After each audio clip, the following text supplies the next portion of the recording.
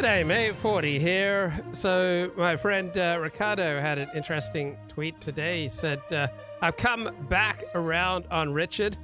Not sure I ever really left. Truly the greatest pundit of his generation. So Ricardo famously had to leave the house when he wanted to go interview Richard Spencer because it created that much conflict. So I get this assessment. I mean, Richard Spencer is an entertaining, compelling figure. Like people like Richard Spencer, people like J.F. Gariepy, people like Dennis Prager, Tucker Carlson, Sean Hannity, Jordan Peterson. They have a certain gravitas. They have a certain presence that just does, compels your attention. They change the molecules of the air around you when they walk into the same room as you.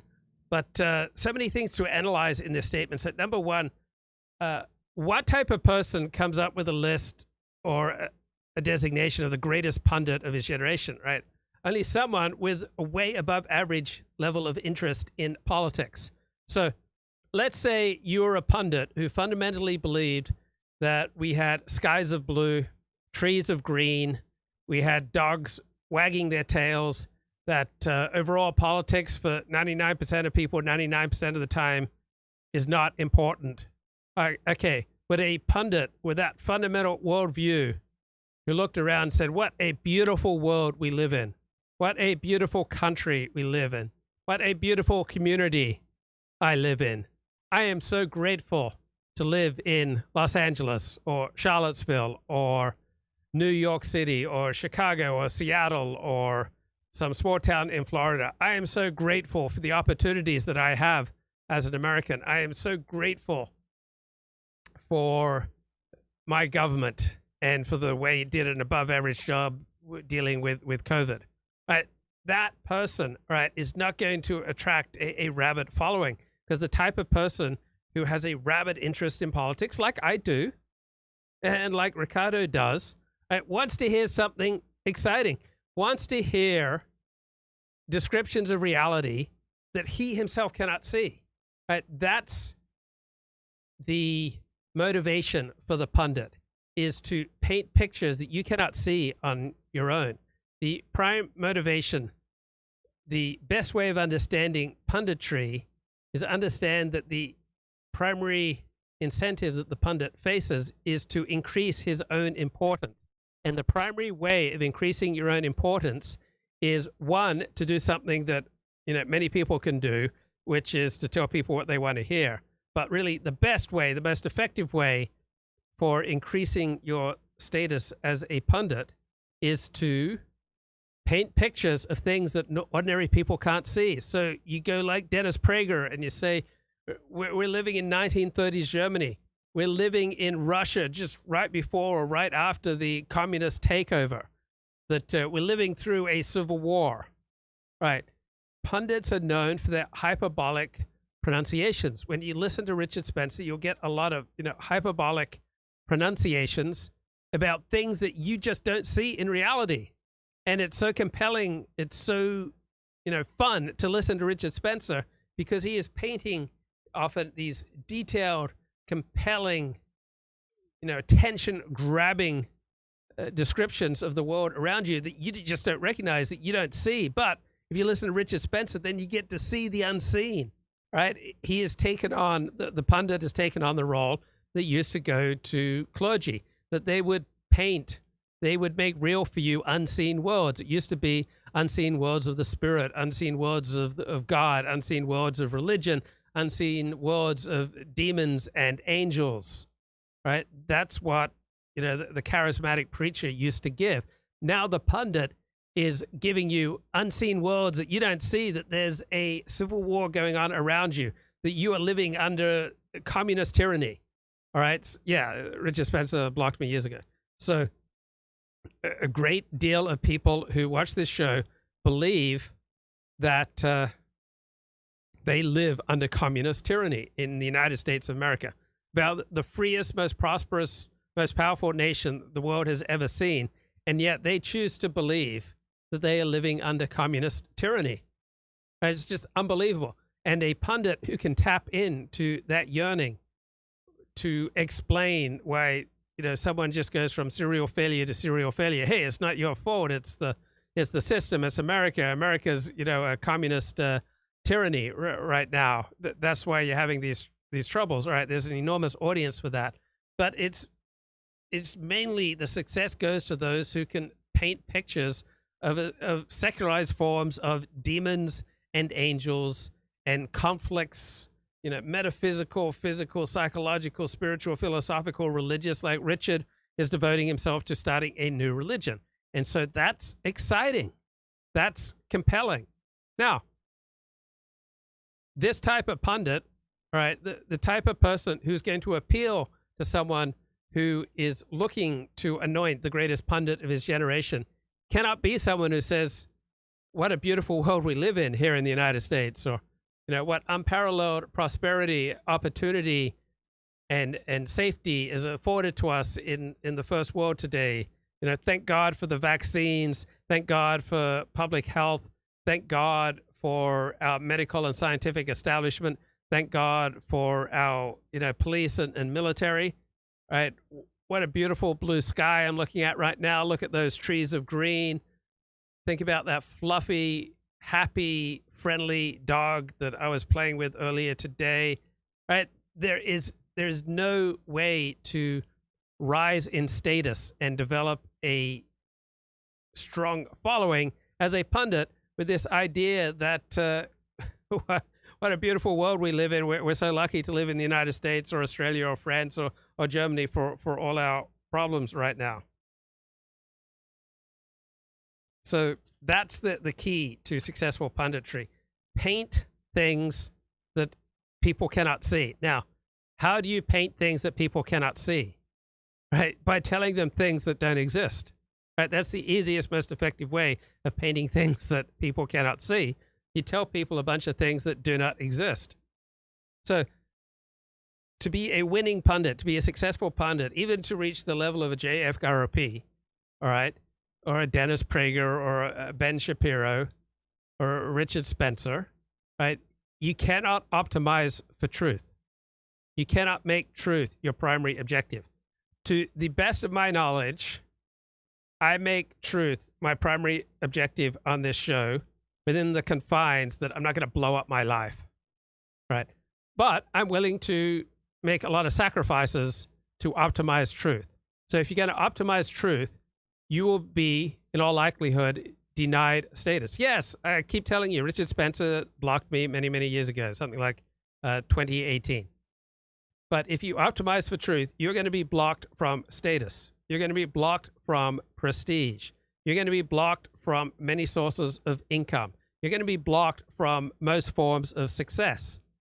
You are going to be blocked from, friendly appearances in the mainstream media. You're going to be blocked from developing a cult following, right? There will be a lot of sacrifices you'll have to make if you choose to optimize for truth. I choose to optimize for truth. I cannot provide you an exciting show like Richard Spencer does because I optimize for truth. Richard Spencer optimizes for grabbing the maximum of attention, right? That is the number one value for Richard Spencer, to use his abilities to secure the maximum of attention for Richard Spencer. And he's great at it. He comes from a theatrical background and he has a compelling theatrical manner. And you will get people like my good friend Ricardo, understandably pronouncing him the greatest pundit of his generation because he is so theatrical.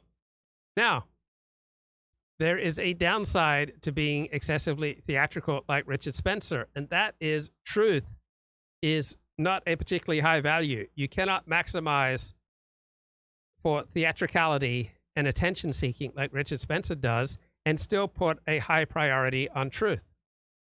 Right? You can't reach Ben Shapiro, J.F. Gariepy, Dennis Prager levels if you optimize primarily for truth. You have to give up a lot to optimize for truth because a lot of truth is boring, right? So you cannot produce as exciting a worldview, as exciting a product as those who do not optimize for truth. Truth is frequently seemingly contradictory. Truth is complicated, often, and nuanced. Truth is frequently highly sophisticated. Truth will inevitably be unpopular much of the time, right? You will offend people. You will become isolated if you optimize for truth. There is a tremendous price to be paid for optimizing truth, right? If you want to succeed as a live streamer in terms of success at making a living, you will have a lot easier time if you maximize for excitement, if you maximize for spectacle. Richard Spencer has constructed his public life to maximize for spectacle, to maximize for constructing essentially an ongoing theatrical performance that is highly tuned to grabbing and sustaining your attention. Now, the only way you can do that is at the price of telling the truth. I'll give you a very boring truth.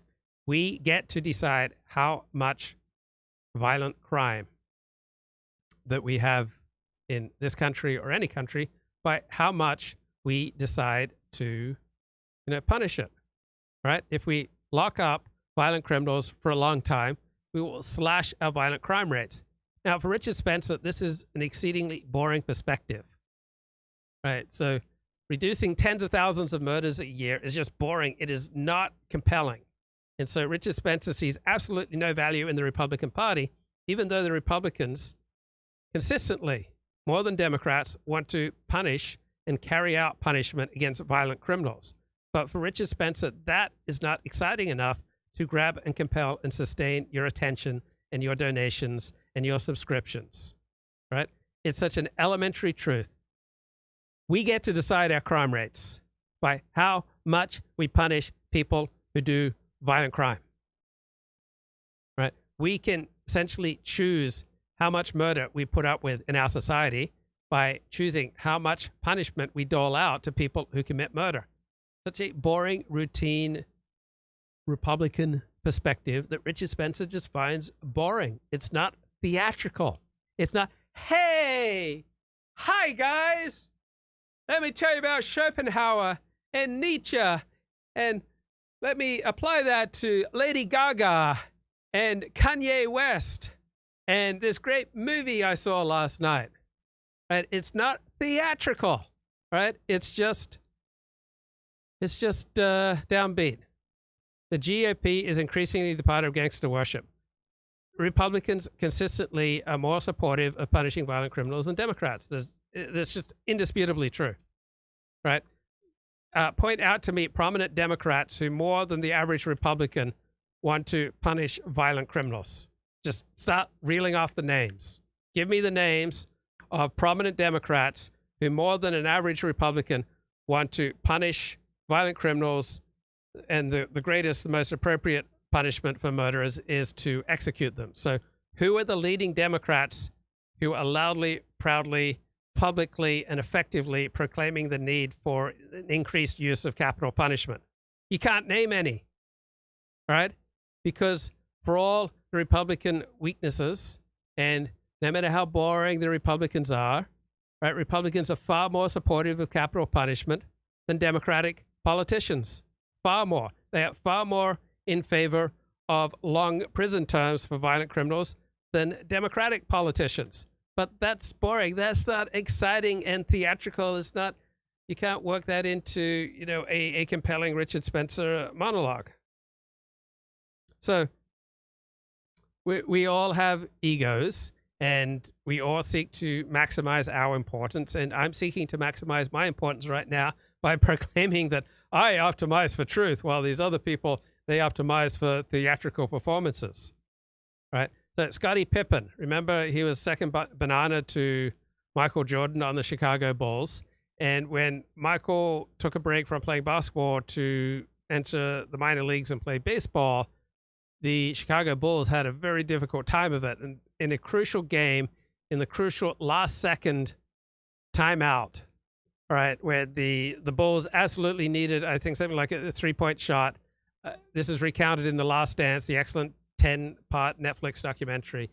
The Chicago Bulls coach drew up a play where this European player would get to take the last shot. Scottie Pippen was so offended He was so miffed that he wouldn't even take the court because he wasn't going to be given the ball. Now, this European guy took the ball, sunk the basket, won the game, got the Bulls into the playoffs. That didn't matter to Scottie Pippen. He still stands by what he does. He's a classic me-first kind of guy. And pundits, overwhelmingly, are me-first kind of guys. If their success, their income, their status and prestige, and their access to, attractive young women's, vulnerable nether regions comes at the cost of confusing you, comes at the cost of diminishing the quality of your life, comes at the cost of conducting effective, campaign of epistemic sabotage. All right, that doesn't matter to them because they are putting a priority on their own self-importance. So what was the great insight by Richard Spencer that caused Ricardo to wax lyrical about the greatest pundit of our generation?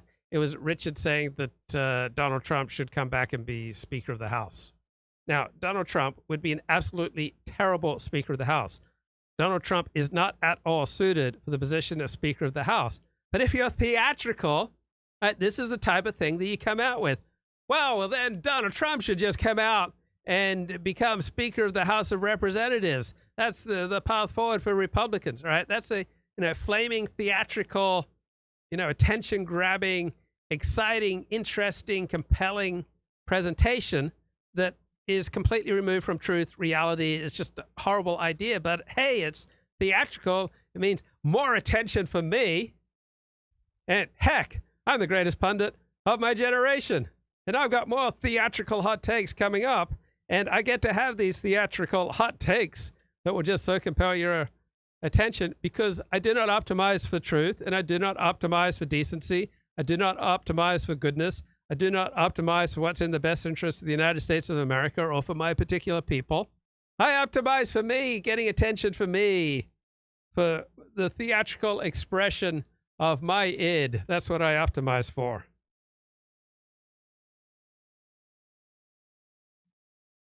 So, this applies just as much to Orthodox rabbis as it does to NBA players and plumbers and pundits and live streamers and attorneys. So after World War II, Yehiel Yaakov Weinberg, perhaps the greatest rabbi in Europe who survived the Holocaust, he was invited to come to Yeshiva University, the flagship modern Orthodox university in New York City. And he did not want to come to YU, and he didn't want to come to Skokie Yeshiva in Chicago. Why? Because he would not get to be number one there. So Joseph Ber Soloveitchik was number one at YU, and Yehiel Yaakov Weinberg had an ego that would not permit him to be number two. And he would not go to Skokie because he would have been number two there. So instead, he stayed in a small town in Switzerland because his ego would not permit him to be number two. And Rabbi Soloveitchik, Joseph Ber Soloveitchik, his ego would not have permitted him to be number two to anyone. He could not have, handled it. Rupert, throw 40 the damn ball. Yes. So, we all tend to maximize for our own importance, and I'm trying to do that right now. I think I'm being explicit. I'm trying to maximize my own importance by saying that I optimize for truth, while these other people maximize for theatrical presentations. What do you want from a pundit? Right? Overwhelmingly, people do not primarily want truth from a pundit. Overwhelmingly, they want to feel something. They want to feel good, and they want to feel excited. They will love a pundit who can just present the greatest hits, right? So just like Top 40, how does Top 40 talk radio, Top 40 music radio succeed? By playing the hits, the latest, greatest hits over and over and over again. So too in talk radio. That's the formula. You play the greatest hits. Talk radio is dominated by the right wing. So you play the greatest hits of conservative thought over and over and over again. In every possible situation, you have 6 to 10 stock perspectives that you just keep offering over and over and over again. You just keep playing the hits. the other alternative, if you don't want to play the hits, and Richard Spencer considers himself rightly too good for that, is you come up with, unseen and usually worlds that aren't even there, right? That you then paint and describe for people. So just like in an earlier time, preachers and clergy would lay out, tales of demons and angels and heaven and hell and all sorts of unseen worlds where spiritual forces are doing battle. Or your secular gurus who now take on this role, all right, like Richard Spencer, he is doing the secular equivalent. He's taking you into this unseen spiritual world where great spiritual forces are doing battle. And he's telling you what's really going on.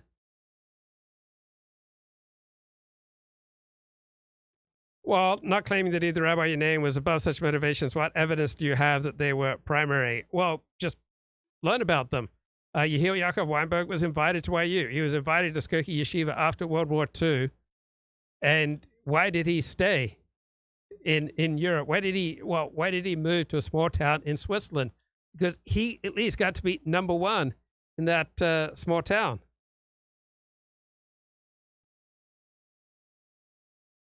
Okay, playing the hits, right? That's a surefire way to being more successful as a pundit talk show host. Essentially act as a cover band for the best right-wing tropes. Just repeat them over and over again. That's what most of right-wing talk radio is for. Having a conscience will not serve you if you want to become a champion live streamer, champion pundit, champion talk show host. Because if you want to be a great live streamer, pundit, talk show host, your primary obligation is to put on a great theatrical spectacle, which can only be done at the cost of truth. But you want to optimize for truth, then all sorts of things you'll have to pay for. You'll lose many of your sources of income. You'll lose many opportunities for income. You'll very likely lose your other jobs. You'll lose the possibility of gaining other jobs. You'll lose status. You'll lose prestige. You'll lose access to attractive young women. You'll lose your social standing. You will become alienated from the people who you most want to get close to. You may be a convert to Orthodox Judaism, and you may want a lot of Shabbos invites and holiday invites. Well, if you optimize for truth, you're not going to get a lot of invites because no insular group, and Orthodox Jews are an insular group, primarily optimizes for truth. You do not get to build a high-intensity community optimizing for truth. You build a high-intensity community by optimizing a particular hero system, a particular narrative that involves a great deal of how, your group is oppressed and that your group is, shining the light for the rest of the world. The people that you will love the most will not love you back much of the time if you optimize for truth. Now, you want to succeed with people, you need to optimize for agreeableness. You want to optimize for making them feel good, right? You want to be liked, then optimize for making other people feel good. Bring a smile to other people's face. Give them that feeling of great, happy, uplifted, right? When they think of you, see you, talk to you, right? That will make you liked. That will make you liked in person. That will make you liked as a public speaker. That will make you liked as a live streamer and a pundit and a parasocial personality, is if you give people good feelings, if you help them to feel better, all right? If you, unlock their happiness and joy and excitement. But you're not going to be able to do that nearly as effectively if you optimize for truth. Body's teeth and appearance are amazing. Is it possible that Rabbi Yehiel Yaakov Weinberg might have preferred the climate, the scenery, and other connections to Switzerland? No, it was primarily ego. I mean, read the Marc Shapiro biography of Yehiel Yaakov Weinberg. I'm not criticizing him for it. I mean, everyone has an ego. I certainly do. I mean, telling the truth is just not exciting. Right? It's not going to electrify your audience. You're not going to just charge up the mountain to high status income and, access to young women's bodies by telling the truth. Right?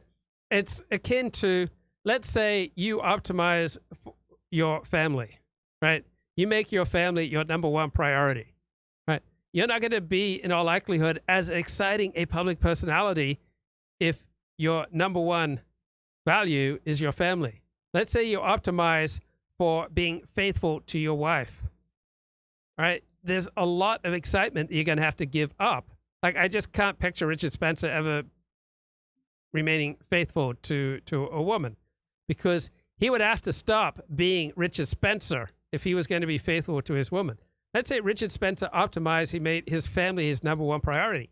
He would be nothing like the Richard Spencer we see right now.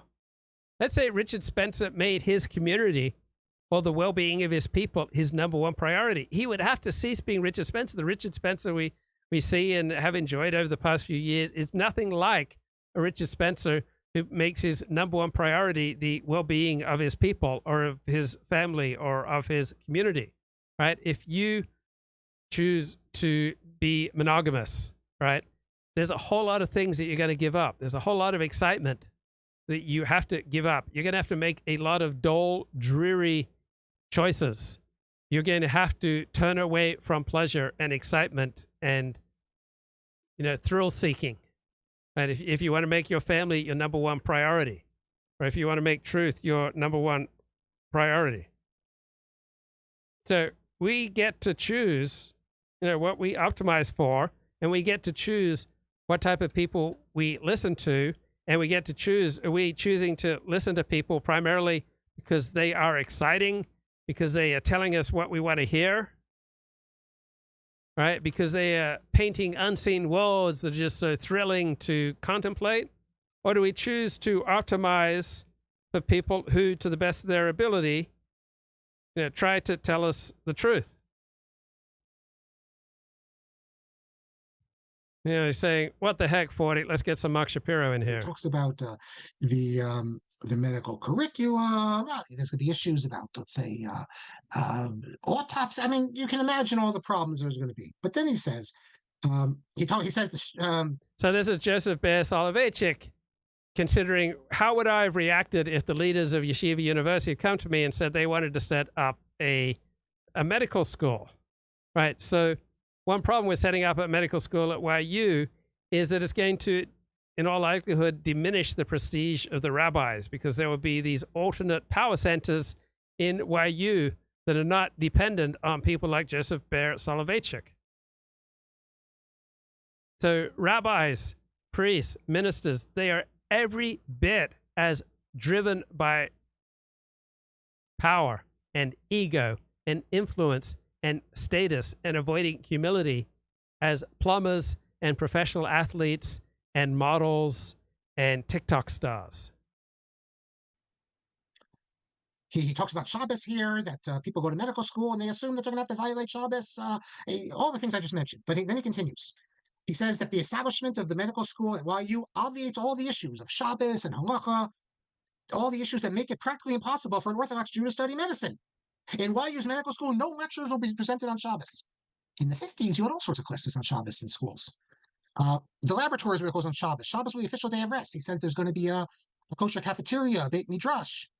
And then he talks about in the second paragraph section how Jewish doctors, again, I wasn't alive then, but in the 1950s, he says Jewish American doctors have no respect for religious values. The way he portrays it is that the average doctor in the 1950s, Jewish doctor, is, let's put it this way, is a very negative view, is antagonistic to. Yeah, because to be a doctor, you have to get considerable secular education. The more secular education and expertise you get, the more likely you will be to explain and understand the world around you in secular and scientific terms, which is contrary to the religious worldview. So when religious leaders over the last 60 years have been so keen to say there's no contradiction between religion and science, they're only saying that because they're admitting that they've lost the war against science. You only make that kind of claim, right, after you've lost, and you want to have a bit of the prestige that science has achieved, and you want some of that rubbing off on you, right? In every area where science and religion have conflicted over the past 150 years, in the eyes of most people who think about and care about these issues, science has overwhelmingly proved triumphant. Science is increasing its prestige on a regular basis. The one exception is that the scientific establishment in the first world, particularly the United States, has allowed itself to be essentially captured by the left. And so science has lost out a lot of prestige among non-leftists over the last 10 years. Torah values. He says, we know of situations where physicians influence mothers to feed their children ham and eggs for breakfast. They told them that this is important, or leaven on Passover.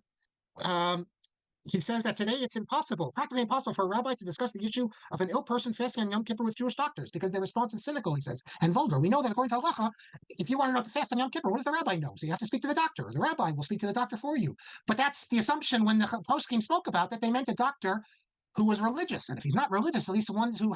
What course of action would I recommend to U.S. voters? I vote Republican. I only vote Republican because punishing criminals, law and order, and restricting immigration are my top concerns, as well as trying to limit or even roll back the woke movement. So having judges who are not on the left is vitally important. So yeah, I would want Americans to vote Republican, even though I'll admit that in many ways the Biden administration seems much more competent than the Trump administration. Now, I often say that politics does not matter to 99% of people 99% of the time. On the other hand, the Biden administration has dramatically increased the odds of us getting into a nuclear war with Russia and with China. I mean, Joe Biden has done away with the historic American ambiguity doctrine with regard to Taiwan to repeatedly publicly state that the United States will come to the military aid of Taiwan, which risks a massive conflict with China, which would dramatically increase the odds of a nuclear exchange with China that could very well end life on Earth as we know it by essentially arming Ukraine against Russia. We have increased the chances of some kind of nuclear conflict in Europe. So that 1% of the time, the Biden administration has dramatically increased our chances of getting into a catastrophic nuclear war. The Biden administration has dramatically, I would say by 10 times, increased the odds of us getting into a nuclear war or any war with Russia and with China. I mean, this is an absolute disaster, complete own goal, completely unnecessary. This is the one occasion where, you know, politics matters. I think if Donald Trump were reelected president, we would not have seen Russia invade Ukraine. What finally drove Putin to invade Ukraine was the highly pro-Ukrainian policies of the Biden administration. Okay, I wonder what... You're wondering what Greg Gutfeld has to say. I'm wondering what Greg Gutfeld has to say. That if you build a country with borders, a military, and a well-regulated law enforcement, prosperity won't be far behind. But you know what comes after that, don't you? Complacency, a false sense of security, then decline, followed by destruction. Because when the simplest of minds don't have to worry about barbarians at the gates, they start to develop something called luxury beliefs. You know, beliefs unconnected to reality. The belief that the bad guys are actually good guys, and to disagree with that makes us the bad guys. Because we're the oppressors who keep thugs from enjoying fun stuff like theft and violence and drug abuse and street pooping. Also known as a walking tour of San Francisco. But the saddest thing about luxury beliefs is not how naive they are, it's that they can kill, literally. Last week in Philly, a left-wing activist named John Kruger was brutally murdered in his own home. On Twitter and in print previously, however, Kruger had downplayed the violence gripping Philly and so many of America's cities. Do I think Kruger deserved to be murdered? Of course not. What happened to him is a tragedy. I hope they catch the scumbag who did it. I don't envy Philly police, who are already dealing with muggers, dealers, and Eagles fans. Then in Brooklyn, New York, another left-wing activist and his girlfriend happened to cross what is commonly known as a New York street crazy. All of these street crazies are scary. Some of them are more than that. Ryan Carson was stabbed to death for being at the wrong place at the wrong time. This is the part where I might tell a joke, but there's nothing funny about Ryan Carson's death. He was likely told over the course of his adult life that believing that some people are dangerous, crazy, or just evil, that's a terrible prejudice. Unfortunately, the people who sold him that idea, usually progressive professors, they weren't around to help him that night. And if they were, I doubt they would have jumped in, because liberal professors aren't really known for their brass balls. Remember the anti-police activist who was carjacked in her own driveway? Talk about convenient as far as carjackings go. It was a short walk home. But she discovered something else about luxury beliefs. They'll get your luxury car stolen. In the end, progressive beliefs are like peacock feathers. They're all for show, and they attract predators. If you recall, she posted on Facebook the next day, quote, "These criminals will not win. We need to take back our city." Well, let me translate that for you. I've been an idiot, and I'm joining the NRA. Yeah, she... Oh, you can clap. Slowing me down. She backs the blue now that she's black and blue. Things are getting so bad in our cities, even that Bible of luxury beliefs, the New York Times, is starting to lose faith. Last week, they wrote that America's downtowns are now spiraling from one crisis to the next as spiking rates of homelessness, drug ODs, violent crime, and psychosis threaten to overwhelm the public safety once considered basic to the country's major cities. Wow, looks like there's one writer whose BLM t-shirt didn't save him from a mugging. I hope his biggest problem now is how to get that Biden-Harris bumper sticker off his Audi. Okay. But of course, some true believers... What's going on with JF Gariepy? So someone comments on Twitter that his personal life is insane. JF says, "Indeed, not by my choice, though. I love life rather relaxed personally." That's absolute delusion, right? JF loves chaos. He thrives on dysfunction. This is his choice. This is the life that he built. I built the life I've got, right? Life I've got right now. I chose it. I built it willingly, unwillingly, wittingly, unwittingly. This life is what I chose. And JF's life is what he chose too, right? I mean, the people that we attract into our life, that we have relationships with, are dramatic reflections of us. Breaking international dissident right news coming at you live. We weren't expecting to do this one tonight, I guarantee you that. But we have breaking international drama news of the likes nobody was expecting here from JF Gariepy, saying that the police in Canada are looking for Mama JF because, in true Mama JF fashion, she has left her home in June and has disappeared from the map. I am sure that Mama JF is fine. I know she has been safe for at least 2 days after I dropped her where she wanted in June. Mama JF left her home entirely voluntarily to go live a life of adventure wherever it would bring her. But I can't do the French accent, super sorry about that. But since she has electronically disappeared, not connecting to her cell phone or dating me or her family, I ask anyone who would have encountered her to just notify the police so that they can know she is safe. And I ask her if she wants to leave a note to the police, me or her family, to ensure everyone of her safety. If you want to send an encrypted tip anonymously, I can receive them at jfgariepy@proton.me. Not making this up. Mama JF's missing. I can add a bit more context to this. Canadian police, I don't know anything about disappearance. I mean, drama, old alt-right content, which I'll do in a moment. But we'll just follow up. Somebody asked JF a couple of questions here. Somebody said, "You were the last known person to see her since June?" And JF says, whoa, no. She hasn't been travelling and leaving an electronic trace far from mine, so I do not expect to be a suspect in her disappearance. Okay, Jeff. Okay there, dude. All right. So we got confirming there. Confirming. Jeff's confirming. What did somebody say? You really covered your bases then, huh? So, look, so just to be clear, in case of any misconstrued sense that I'm making any allegations, I want to be absolutely clear that JF has not buried Mama JF under the patio, okay? That has not happened, okay? There is absolutely no reason why JF should be a suspect in the disappearance of Mama JF. Everybody, hope we've got that clear. Now, just for the little bit of context then I promised you I'd give you is, if you've not been following up on the JF, Mama JF lore and history, Well, I won't give you the full backstory. You have to know who JF and Mama JF is.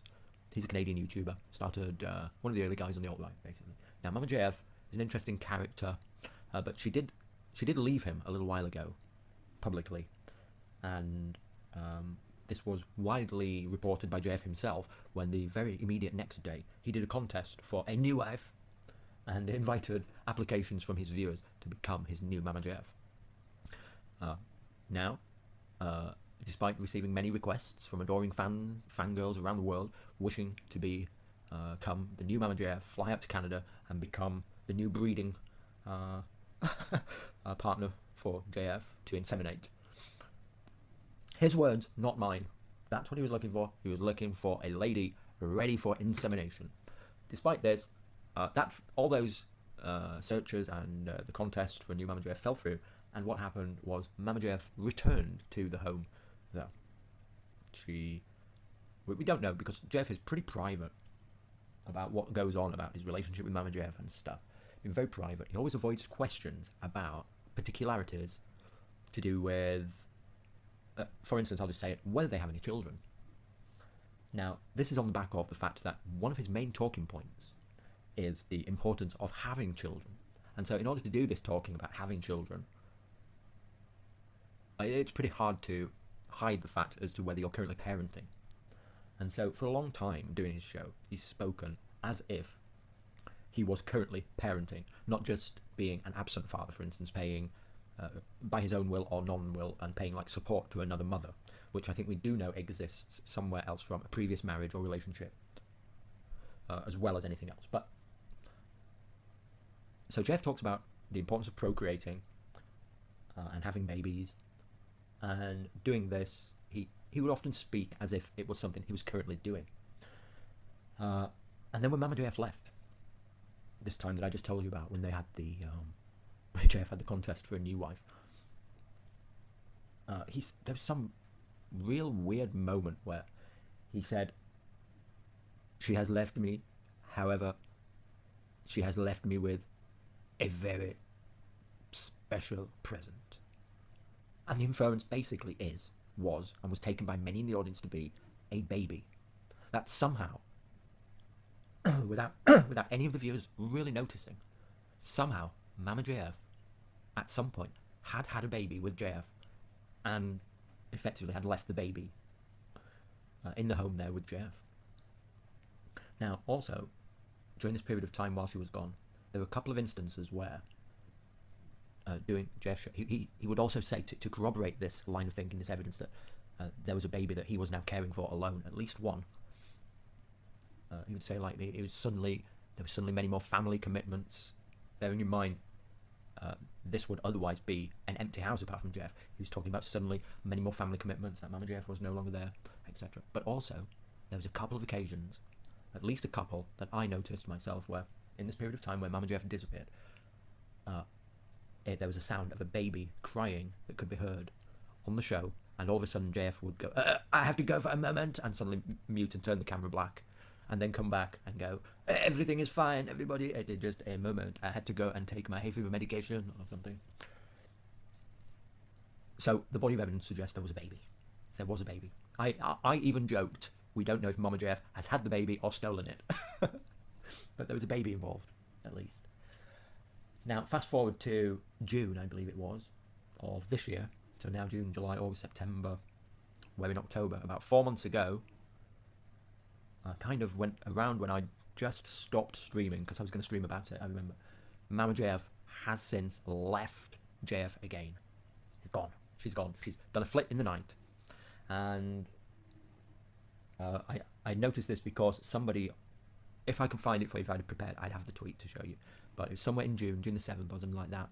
Somebody had said to JF, "Where is Mama JF? I hope she's okay." And he replied, "She has left me again." And then since, he's talked about it on the show that Mama JF is no longer around. And then a few months. Okay, here's a video of JF Gariepy. Personal that I'm forced to talk about at this point. It's I've been wanting to keep it relatively calmer and less public, but I've been forced by the various events because people have discovered about it, and so I might as well talk about it instead of letting rumors develop and all of the all of the messy information that can stem from it. So yeah, it's the disappearance of Mama JF. Mama JF has been disappearing in the sense of not leaving any contact, not leaving information about where she was. And I titled my episode "The Cost of Liberty" because I didn't want any of this. I'm just a family guy, and I've always been wanting to provide and secure for people around me.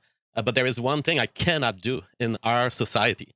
I cannot stop you from doing crazy stuff. I cannot stop you from exposing yourself to risks when you say the words, "I want to do it." When you claim your own liberty, you are on your own. No, we cannot stop what other people say and do. We have no power. I can introduce someone to a book and they can blow up their life over it. And that's not on me. That's on them. All right. Other people act and speak for their own reasons. On the other hand, we do have some influence over people. And I cannot do anything to protect you. And so I don't know if Mama JF is in danger. I don't know where she is. But at this point, I'm forced to talk about it because people are spreading rumors on the internet. So I'll just give you my my perspective on all of this. And people are accusing me of murder on the internet. It's like, you guys don't know. You guys don't know the police. I've been speaking with the feds on an everyday basis for a couple of days now. For maybe, I don't know, maybe a couple of days. For a couple of days, I've been speaking to the police on a regular basis. So it all stems from Mama JF, you guys know, and I've stated it publicly. In June, she left. She didn't want... it's not even clear why she left, and she's done it in the past. You guys have seen it, who have been following the show for years. She wanted to go away. So that's all we often know with Mama JF. She wants to go away. She had done it once and had come back to us weeks after. And you'll remember, she came on the show on the day she came back, and she said something along the lines of, well, I thought you didn't want to be with me anymore. And so... Moments ago, we're now fast forwarded to a few moments ago, where JF has just put out on Twitter that the police in Canada are looking for Mama JF. We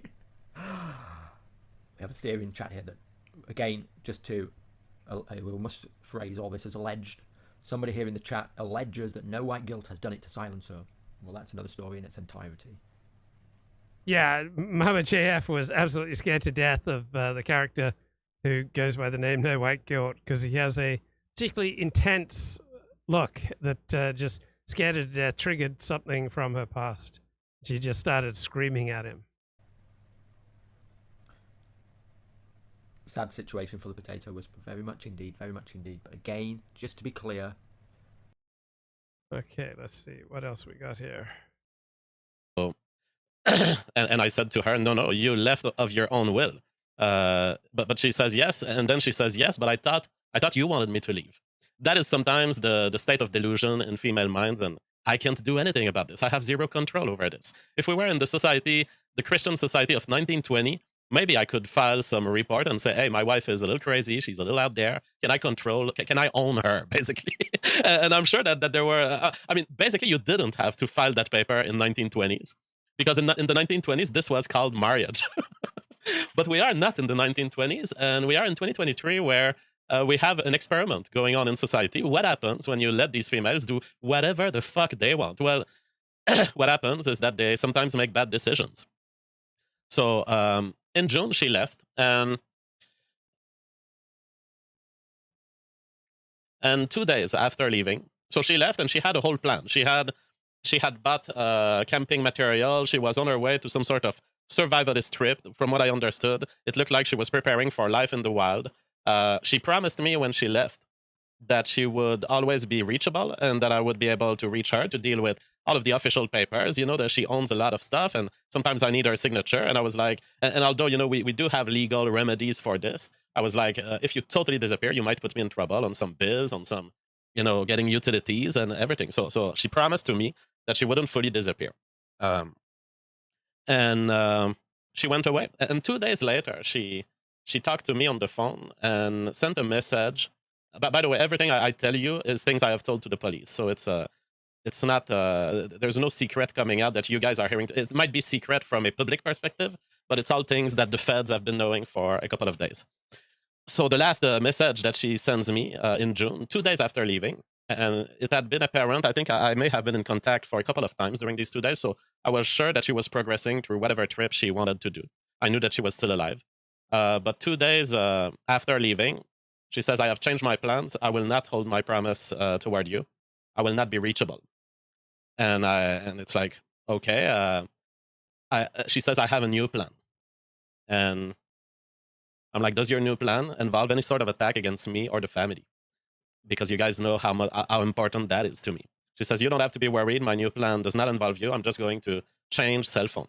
Now, I knew that she had left without any sort of electronic tracking. You know how the police can track you with your credit card, with your debit card. She had left with nothing but her phone. So when she said that to me through text, I concluded, okay, she's going off grid. You know, she's going full survivalism. And kind of in her fashion. I mean, that's the way Mama JF is. So changing her phone, to me, it meant I'm dropping potentially my own identity behind. I'm potentially disappearing in nature. I mean, she could be anywhere from there. And that's what I was explaining to the police. You know, Mama JF, you remember the story she told on her video on YouTube where she talked about crossing the border in Spain and in the enclaves of Spain in North Africa. Mama JF is a fucking extreme, like 007 level of like fugitive mentality. And I was kind of telling that to the police jokingly, half jokingly, but it's like she's a professional fugitive who doesn't commit crimes. So it's like, she's going to be hiding from you as hard as she can, while also not having anything to reproach to herself. But that's just how she is. So, I mean, and so from there, I'm like, I'm going to drop my cell behind. I'm going to disappear. You're not going to be able to reach me. So that is what I've been knowing since June. And of course, you're faced with the big, should I call the police? This is a willing woman, a willing adult woman doing her willing stuff. So I've not called the police because in my view, there was no evidence of criminality. There was no evidence of distress. It looked like, to me, someone who has decided to go survivalism. Will I report someone for being survivalist? I mean, this reminds me of the Facebook post. You know, as one of your loved ones gone to survivalism, as one of your loved ones bought too much camping material, that is literally one of the Facebook posts. But I don't want to be in the society where buying camping material gets you reported to the feds. And I am bound to Mama JF's interest because I've loved her and I still love her and I consider myself allied to her forever. Forever, no matter what she does, even if she goes out there getting other boyfriends, I consider myself tied to her forever. So at this point, I'm in front of this information and I've decided that this was not warranting a call to the police in June. And I've spoken to her family and they thought similarly, you know, this is Mama JF. She is an out there woman, and it's not the first time she does this. Okay, I'm going to take off now.